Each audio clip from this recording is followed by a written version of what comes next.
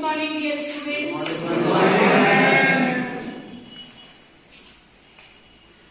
Today I am going to teach you regarding the punctuation mark in your grammar science. Grammar में सबसे important जो part होता है वो पंचुएशन होता है. पंचुएशन आपका डेफिनेटली आपके एग्जाम में आने वाला है और हमेशा हर सेमेस्टर में ये पंचुएशन मार्क्स का आता ही है. जैसे कि आप पंचुएशन मार्क्स में आपको कोई एक पैराग्राफ छोटा सा 3 लाइन का 4 लाइन का दे दिया जाएगा.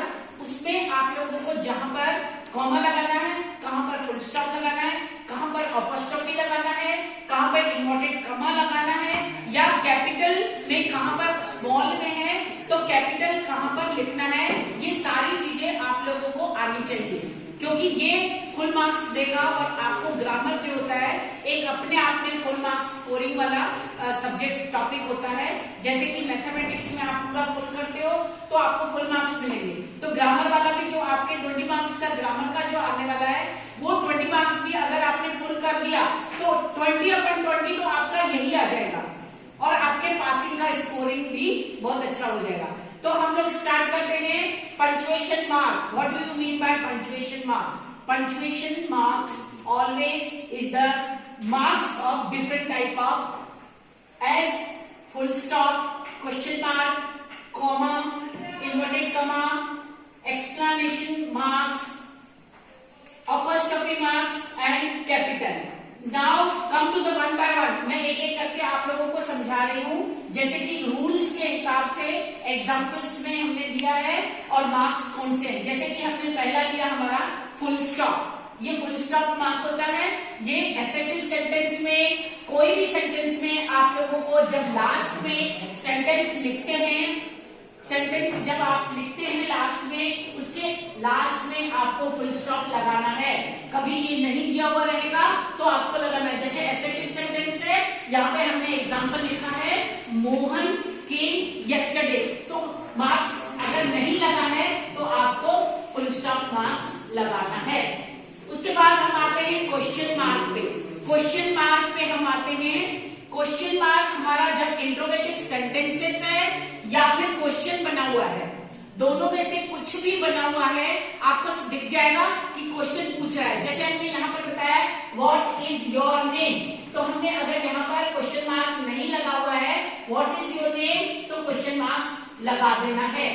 Shall I shut the door, अगर यहाँ पर क्वेश्चन मार्क नहीं लगा है तो ये इंट्रोगेटिव सेंटेंस है. Shall I shut the door interrogative sentence है, क्वेश्चन मार्क लगा दिया. What is your name question है, क्वेश्चन में क्वेश्चन मार्क लगा दिया.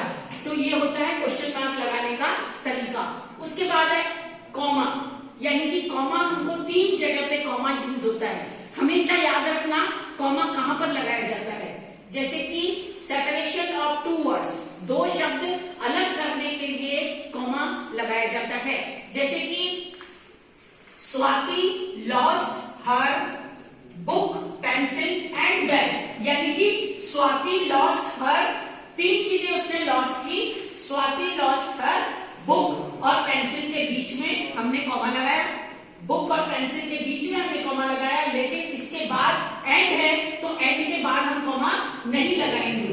हम बुक और पेंसिल को सेपरेट किया, 2 चीजों को सेपरेट किया तो हमने कॉमा लगा दिया. तो Swati lost her book pencil and bag, तो हमने बुक और पेंसिल के बीच में कॉमा लगा दिया. उसके बाद दूसरा है कॉमा लगाने का जो तरीका है, अगर डेट या ईयर या कोई भी पूछा जा रहा है तो जैसे Sandeep was born on July 2, यानी कि जुलाई में अगर हमें कुछ लगा हुआ नहीं है तो जुलाई 2 को 2 और जुलाई के बीच में हम कॉमा लगा देंगे. और 2007, जुलाई 2 एंड 2007, यानी कि यहाँ पर हमारा जो डेट और ईयर को सेपरेट करने के लिए हम जुलाई 2, 2007 के बीच में हमने कॉमा लगाया. Understand? Okay. Then salutation word, यानी कि जब हम कोई लेटर लिखते हैं, कोई भी बिजनेस लेटर लिखते हैं तो हम जैसे इंक्वायरी लेटर लिखा या फिर हमने कंप्लेन लेटर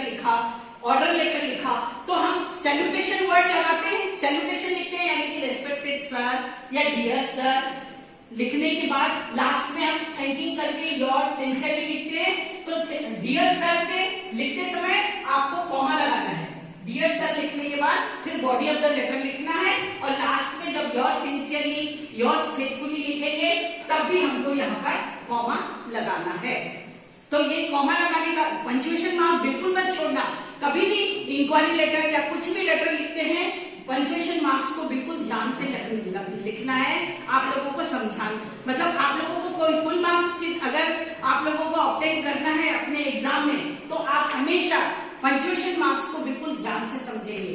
है छोटी सी चीज लेकिन इसका बहुत इंपॉर्टेंस है, तो आपको कॉमा यहाँ लगाना है। अब तीसरे पॉइंट में जो कॉमा लगाने का जो शब्द है पॉइंट है वो है फॉर रिपोर्टेड स्पीच, यानी कि इनडायरेक्ट डायरेक्ट स्पीच है तो हम वहां पर कॉमा लगाएंगे। जैसे कि I am sorry, I am sorry for reported speech में हमने यहां पर लिखा, ये इम्पोर्टेंट कॉमा तक बता रही हूं। ये सैल्यूटेशन वाला 3 हो गया, यानी कि सेपरेशन ऑफ 2 वर्ड्स हो गए, डेट और ईयर को अलग करने के लिए हो गया और सैल्यूटेशन, ये तीनों शब्द के लिए हमने लगाया कॉमा।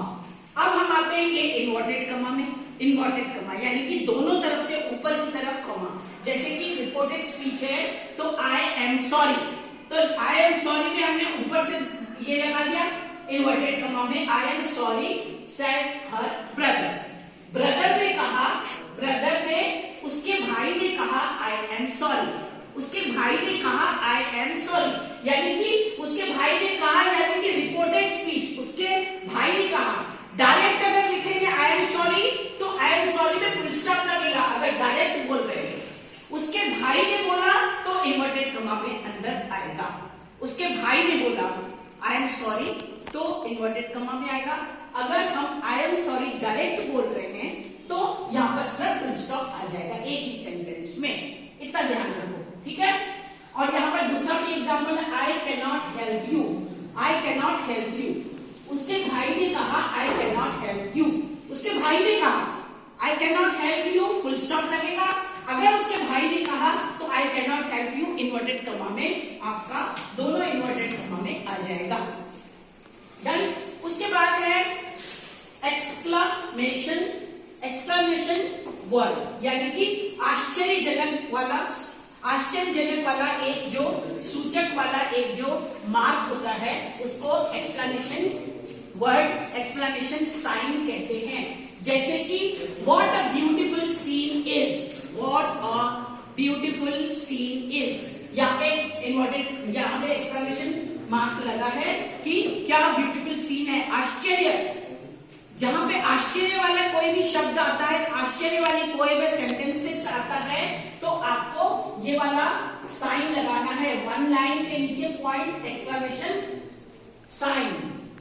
अब उसके बाद हम आएंगे अपॉस्ट्रोफी, अपॉस्ट्रोफी वाली मार्क। अपॉस्ट्रोफी का मार्क कौन सा होता है, जैसे कि कोई भी रिलेशनशिप को दर्शाता है, किसी रिलेशनशिप को दर्शाने वाला मार्क अपॉस्ट्रोफी कहलाता है।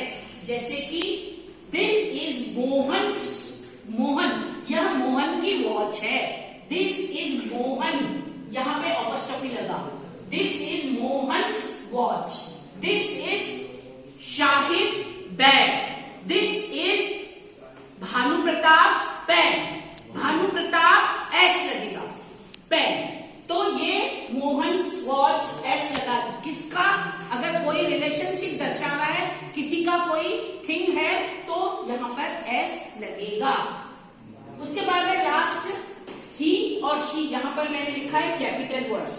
कहीं पर अगर कोई सेंटेंस नहीं लिया, जैसे हमने यहां पर जनवरी, जनवरी में अगर हमने सिर्फ ऐसे ले लिया तो ये रॉन्ग हो जाएगा। जब हमने इसको जनवरी को जे को हमने कैपिटल लिखेंगे तो राइट होगा। तो कहीं पर कोई नाम होगा, कहीं पर कोई मंथ का नेम होगा, या फिर किसी का गर्ल का नेम है, बॉय का नेम है, किसी बुक का, रामायण, महाभारत, कुरान, कोई भी चीज का अगर नाम है तो नाम के आगे हमेशा कैपिटल शब्द का इस्तेमाल होता है, हमेशा कैपिटल रखना है। क्योंकि अगर मोहन हम इस तरह से लिख लेंगे तो ये रॉन्ग हो जाएगा। हम लिखेंगे ऐसे मोहन तो ये राइट हो जाएगा, क्योंकि हमने एम छोटा नहीं लिखना है, एन को कैपिटल लिखना है।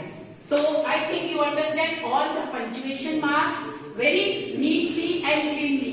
आप लोगों को पूरी अच्छी तरह से समझ में आ जाएगा ये सारी चीजें, तो आप ना एग्जाम में हमेशा इसको पूरे फुल मार्क्स में आपको 10/10 पूरे मार्क्स आपको मिलेंगे। You should have to learn all this punctuation mark. Thank you for watching all this things.